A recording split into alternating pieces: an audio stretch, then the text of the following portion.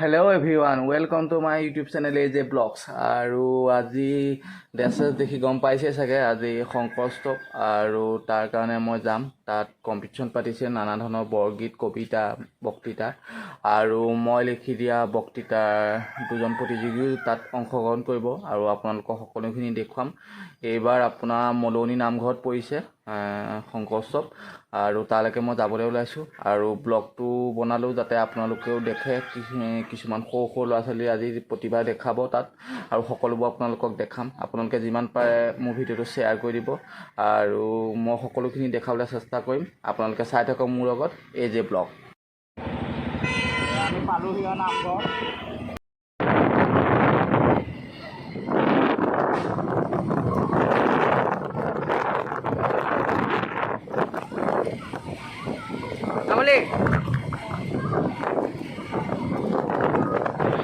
এয়া পোৱাহি অকণমান দেৰিও হ'ল। এয়া কবিতা আবৃত্তি হৈ আছে আৰু আপোনালোকক দেখাই থাকিম সৰু সৰু ল'ৰা ছোৱালী কেনেকুৱা প্ৰতিভা আৰু আপোনালোকে চাই থাকক সৰু ক শাখাৰ আপোনাৰ কোমল গীত আৰু আপোনালোকক ভিডিঅ'টো মই দেখাই থাকিম কিমান ধৰণে সুন্দৰভাৱে পৰিৱেশন কৰে। আপোনালোকে ভিডিঅ'টো চাই থাকক মোৰ লগতে AJ ব্লগছ।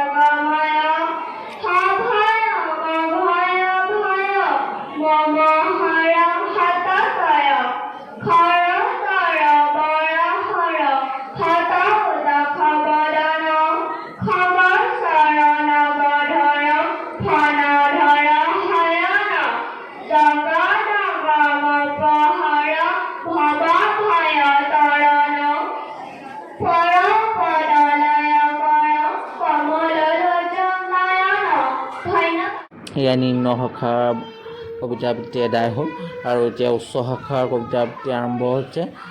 শ্ৰীমন্ত শংকৰদেৱ কবি যতীন্দ্ৰনাথ দুৱৰা এয়া আপোনালোকৰ আগত আবৃত্তি কৰিছে। মই দেখুৱাই থাকিম প্ৰতিযোগীসকলক।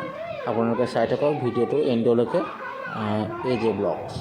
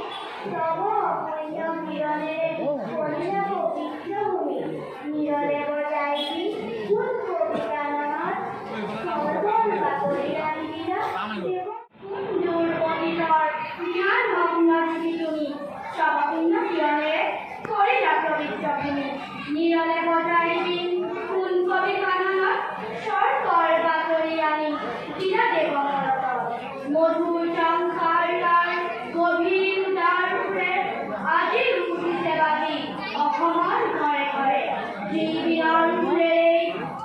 মন্দাকিনী ধৰা অখিল গুণ কবিকৰণত স্বৰ্গৰ বাতৰি আনি দিলা দেৱ হৰতত মধুৰ জংকাৰ তাৰ গভীৰ উদাৰ সুৰে আজি উঠিছে বাজি অসমৰ ঘৰে ঘৰে জীৱিনৰ সুৰেই প্ৰেম মন্দাকিনী ধৰা অখিল সাধনা বলে নমালা স্বৰ্গৰ পৰা ভুৱালা ভক্তিৰ সুখ লীলা ধৰ্ম লীলা জ্ঞান লীলা ভাষা অসমক কৰিলা জীৱন দান তোমাৰ জীৱনীৰে লিখে নে সাধ্যকাৰ গোটেই অসম ভূমি বৃষ্টিত জীৱনী যাৰ অসমৰ ৰীতি নীতি অসমৰ সদাচাৰ অসমৰ ধৰ্মভাৱ অসমৰ ব্যৱহাৰ সকলোকে টকি দিম সদা নতুন সাজে তোমাৰ কৰুণা গীতি হৃদয়ে হৃদয়ে বাজে তোমাৰ নামৰ ধ্বনি গাই গাই সবাহত উঠিছে আকাশ ভেটি কীৰ্তনাৰ প্ৰসংগত শংকৰ আমাৰ গুৰু উলাহতে গাই গান দিয়ে আহি বিহুৱানে নৱবৰষৰ গান কৃষ্ণ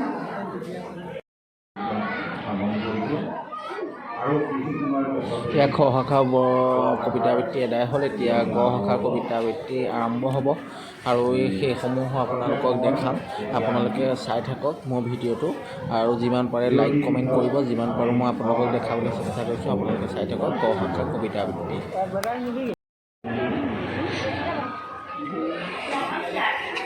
আবৃত্তি কৰিবলৈ লোৱা কবিতাৰ শিৰোনাম কাঞ্চন জংঘা বুৰঞ্জী কবি জ্যোতিপ্ৰসাদ আগৰৱালাদেৱ মই কাঞ্চন জংঘা তুষাৰ সুপ্ৰসী মই অপ্ৰভেদীৰ মোৰ জটা ঝৰি ঝৰি নিজৰি নিজৰি বয় নিগৰি নিগৰি অবিৰল কল্পন শৈলজা পয়ু ধৰা বিজু ফলিলা সুৰধলি গংগা প্ৰথমৰ প্ৰভাতৰ অৰুণৰ জ্যোতি অংক নুজুৰে মোৰ আলোক নৃত্য কৰি বিয়পাই বিশ্বত ৰঞ্জন জ্যোতি মুৰি আগে পাকে গাই কিন্নৰী বালিকাই আলোক শোধনৰ মহাগীত সন্ধিয়াই সন্ধিয়াই দেৰি বিদায় গালে দিগন্ত কৰে মুখৰ্জী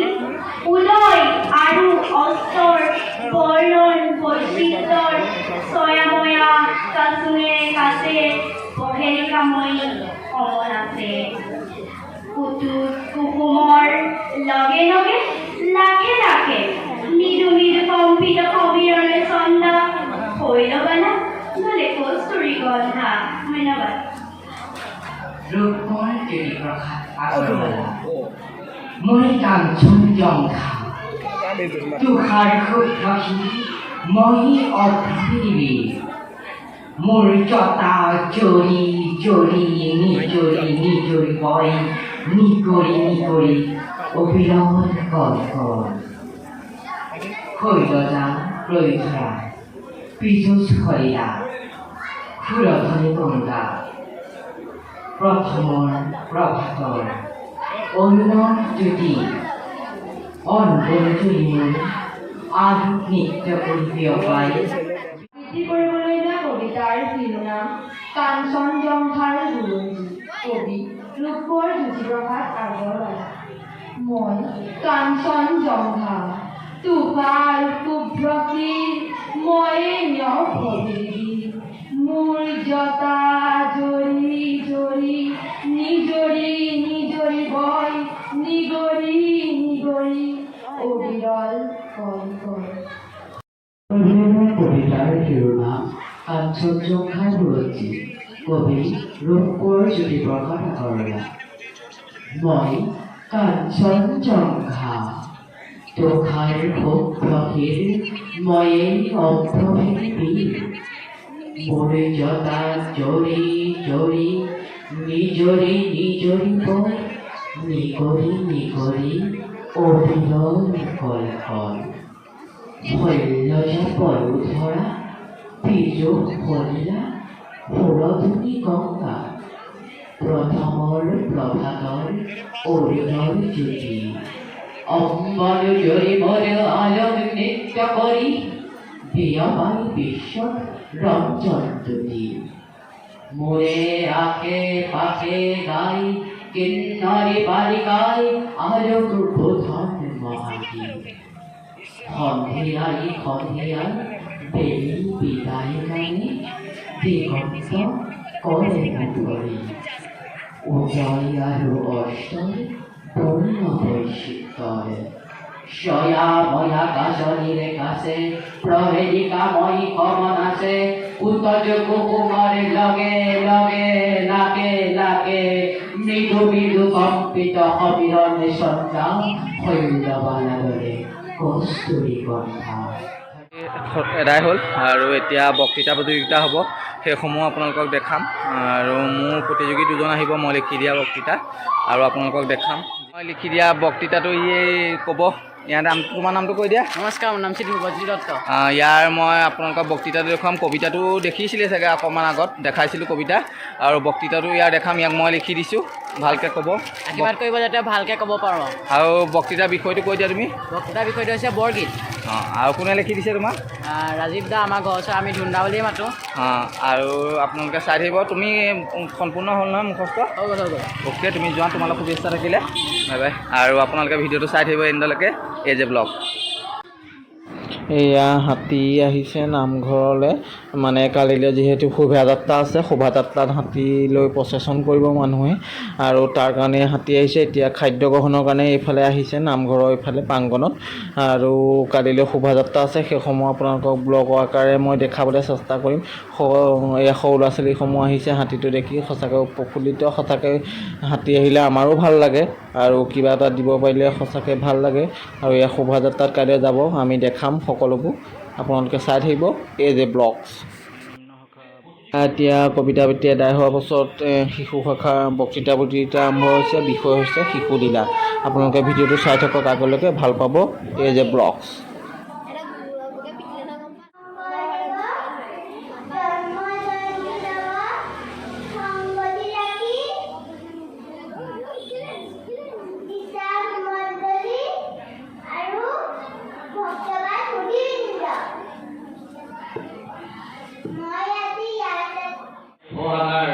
বক্তৃতা আৰম্ভ কৰি মই বক্তৃতা প্ৰতিযোগিতাৰ প্ৰতিযোগীসকলৰ নাম ঘোষণা কৰিছোঁ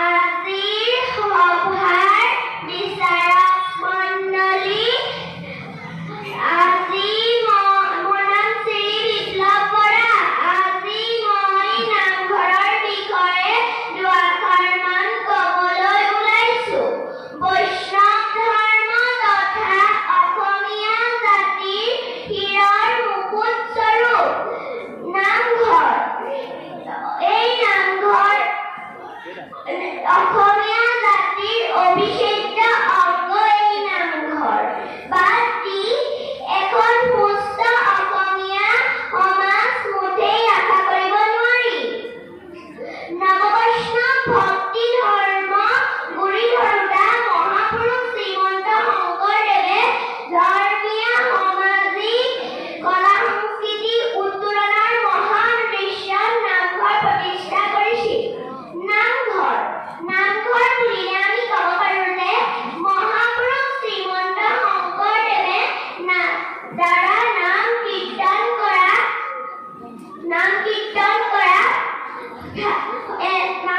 কৰিবলৈ সদায় এটা ঘৰ য'ত ভাওনা দিহানা বৰগীত আদি পৰিৱেশন কৰা হয় তাকে নামঘৰ বুলি কোৱা হয় নামঘৰ উৎপত্তি হকে ডক্টৰ লক্ষীনন্দন দেৱে তেখেতৰ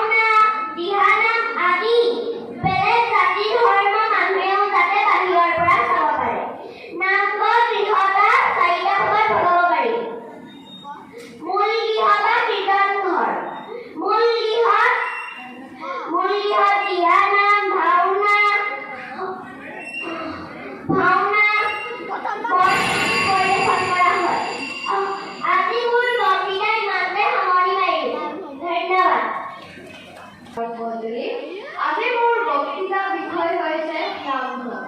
নামঘৰ হৈছে মহাপুৰুষ শ্ৰীমন্ত শংকৰদেৱৰ সৃষ্টি কৰা নৱবৈষ্ণৱ ধৰ্ম এটি ধৰ্মীয় অনুষ্ঠান।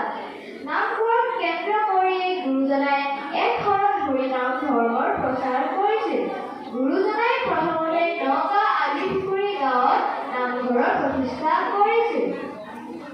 নামঘৰ আচলতে চাৰিটা ভাগত ভাগ কৰি সজোৱা হয়। ভাগকেইটা হ'ল বাটচৰা, কীৰ্তনঘৰ, মণিকূট আৰু চুৰঘৰ। নামঘৰ সোমোৱাৰ আগতেই ৰাস্তাৰ কাষত থকা সৰু গৃহটোকেই বাটচৰা কয়। নামঘৰৰ মূল গৃহটি য'ত ভকতসকলে নাম কীৰ্তন কৰে আৰু য'ত মই বৰ্তমান থিয় হৈ আছো তাকেই কীৰ্তনঘৰ বোলে। মূল নামঘৰৰ কাষতে থকা সৰু গৃহটি মণিকূট বোলে। মণিকূটত গুৰুজনাৰ পুথিসমূহ থয়, যেনে কীৰ্তন, গুণমালা আদি উল্লেখযোগ্য। মণিকূটৰ চাৰিওফালে চাৰিটা খুঁটি পুতি ওপৰত চন্দ্ৰতাপ দিয়া হয়। সন্ধিয়া সময়ত দবা কোবাই ধূপ চাকি জ্বলাই ভগৱানক প্ৰাৰ্থনা কৰি মন শান্তি কৰে। নামঘৰত বিশ্বৰ প্ৰথম ঠাই কয়। সেই তালকেইখন দিছিল সময় নহ'লে উদ্ধৱ বান্ধৱক পিছত কৰিলে হ'বনে এইখনৰ পিছত তালকেইখন নামঘৰ বুলি কোৱা হয়। নামঘৰত নাম প্ৰসংগ, কীৰ্তন পাঠ, বৰগীত, দিহানাম, গুৰুকেইজনাৰ তিথি, জন্মাষ্টমী, ভাওনা সভা আদি ৰাজহুৱাকৈ পতা হয়। ইয়াৰ উপৰি নামঘৰ আমাৰ এক প্ৰকাৰৰ বিচৰালয়ো। নামঘৰতো সামাজিক আৰু ব্যক্তিগতভাৱে কিছুমান নিত্য আচৰণৰ নীতি বান্ধি থোৱা থাকে। সুচাচাৰ, পৰিষ্কাৰ সাজ পোছাক, প্ৰতিটো লোক উপাচাৰ আগবঢ়াওঁতে প্ৰকাশ পায়। ৰান্ধনি বিলনীয়াৰ মুখত গামোচাৰে বন্ধা, নামৰ সময়ত নীৰৱতা অৱলম্বন কৰা,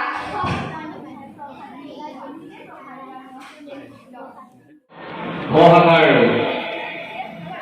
বক্তৃতা ভূমিকা ইমানতেই অন্ত হৈছে।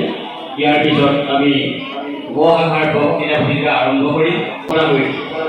প্ৰতিযোগী ছয়নিকা পাৰিক মাজগাঁও আজৰি থাকিব হৃদয় স্পন্দন কৰা উজনি চৰাই বুলি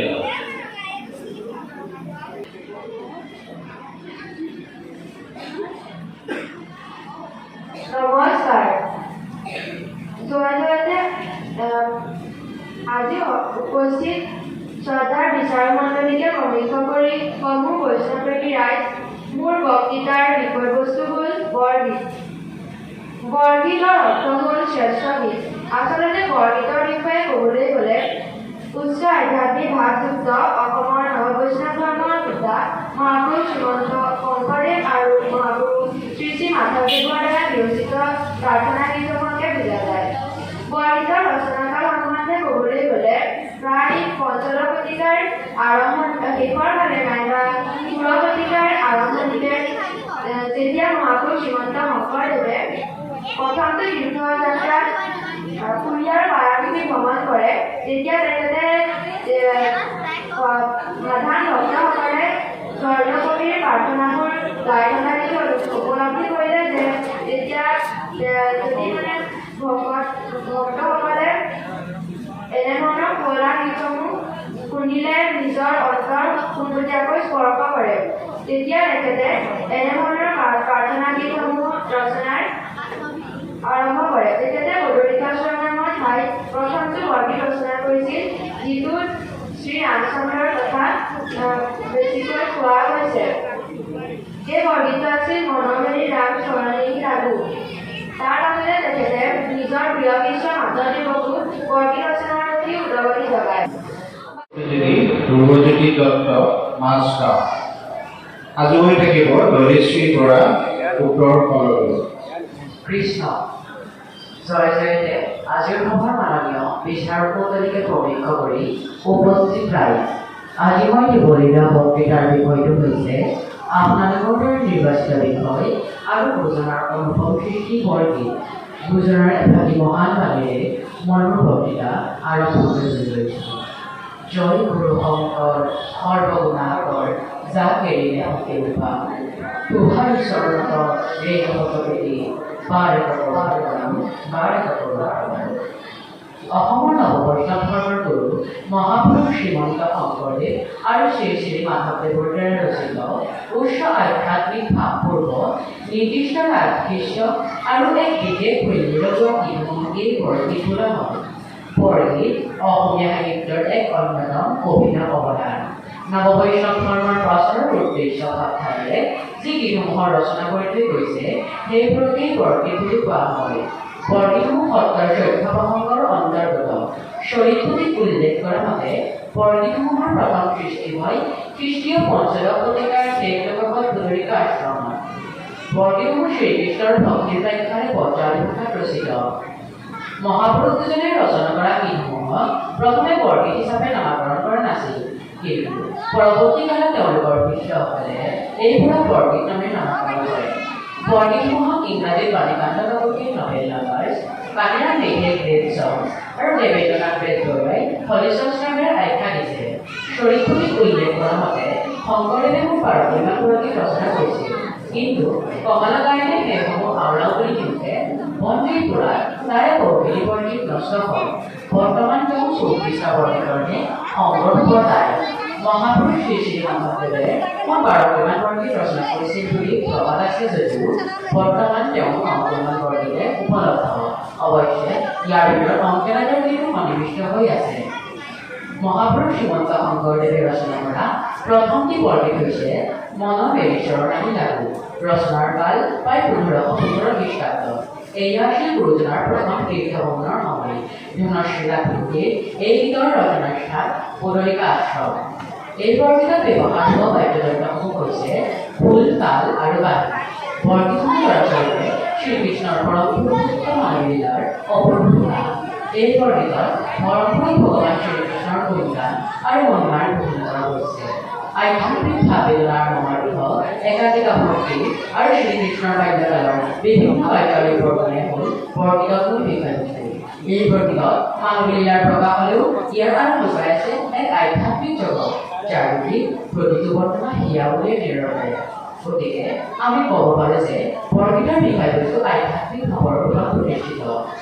বিষয়বস্তু আৰু ভাষাৰ নিচিনাকৈ বৰগীতৰ সুৰৰ বৈশিষ্ট্য লক্ষ্য কৰিবলগীয়া। গুৰুজনে প্ৰতিটো বৰগীততে ৰাগ নিৰ্দিষ্ট কৰি বান্ধি দিছে যদিও তাল বান্ধি দিয়া নাই। বৰগীতসমূহ বিভিন্ন তালত গোৱা হয়। দিনটোৰ কোন ভাগত কি ৰাগৰ বৰগীত গাব লাগে তাৰো ধাৰাবন্ধা নিয়ম আছে। বিষয়বস্তু, উদ্দেশ্য আৰু সময় অনুসৰি গুৰুজনে বৰগীতবোৰ সুৰ সংযোজন কৰি থৈ গৈছে। গতিকে আমি ক'ব পাৰোঁ যে সুৰ সংযোজনৰ ক্ষেত্ৰত গুৰুজনা সচেতন আছিল। ব্যৱহাৰৰ ক্ষেত্ৰত বৰগীতবোৰৰ সীমাবদ্ধতা আছে। বিষ্ণুৰ মহিমা প্ৰচাৰ আৰু আনন্দ বিনোদনৰ বাবে বৰগীত গোৱা হয় যদিও ভিন্ন সময়ত নিৰ্দিষ্ট ৰাগৰ বৰগীত গোৱাৰো নিয়ম মানি দিয়া আছে।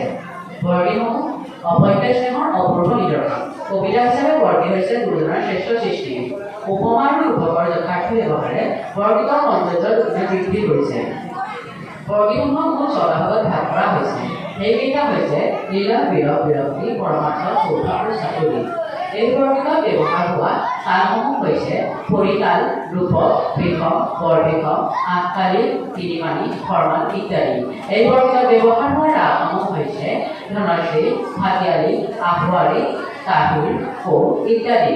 উদ্ধৰ বৰ্ণত কৃষ্ণৰ প্ৰতি থকা প্ৰেম, ভক্তি আৰু কৃষ্ণবেদী অন্ধকাৰৰ বৃন্দাবনৰ শিল্প বৰগীতত অংকিত কৰা হৈছে। আনজনী বৈদ্যসাহিত্য, ব্যক্তিত্ব বা চন্দৰ্ভ বৰগীতত নাই। কোনো বৰগীতত মানৱ জীৱনৰ নশ্বৰতা, ধৈৰ্য্য, যৌৱনৰ অস্বায়িত্ব কামবোৰ ঋতুবোৰ দৌৰাত্মক। আনহাতে ভক্তিৰ মাহাত্ম্যমুক্তিৰ বাবে ভক্ত ভগৱানৰ চৰণতে আত্মসমৰ্পণ আদি পৰমাৰ্থিক তত্ত্বৰ বৰ্ণনা কৰা হৈছে। গুৰুজনাৰ বৰগীতৰ বিষয়সমূহ আৰু বহুতো ক'ব লগা আছিল, কিন্তু নিৰ্ধাৰিত সময়ৰ প্ৰতি লক্ষ্য ৰাখি গুৰুজনাৰ এভাগী মহান বাণীৰে মৰ্মভক্তিতা সামৰণি মাৰিলোঁ। শ্ৰীমন্ত শংকৰ হৰিভকতৰ জানা যেন কল্প কৰোঁ, তাহাত তবিনাই নাই কাৰণে আমাৰ পৰমাগুৰু, আমাৰ কৃষ্ণ। আৰু এতিয়া যাবলৈ ওলালোঁ নামঘৰৰ পৰা ঘৰলৈ। জীৱৰ পদৰ ভাগৰ লাগিছে পাছত মোৰ। অংশলৈ যায় তেতিয়া ভাত বনোৱা হয়। অংশগ্ৰহণ কৰিলে আৰু ৰিজাল্টটো গম পাম আৰু সেইকেইদিনতে আৰু ব্লগটো যিমান পাৰোঁ আপোনালোকক দেখালোঁ সকলোৱে প্ৰতিভাখিনি আৰু আপোনালোকেও চাব যিমান পাৰে শ্বেয়াৰ কৰি দিব যাতে মই অন্য এটা ভিডিঅ' বনাবলৈ উৎসাহ পাওঁ। মহিলাসকলৰ বাবে এয়া মুগা বা নামঘৰ বগা যাবলৈ চাদৰ ওলাইছোঁ। মেখেলা, Okay. চেলেং চাদৰ Bye bye. বা গামোচা Love you all. পুৰুষসকলৰ বাবে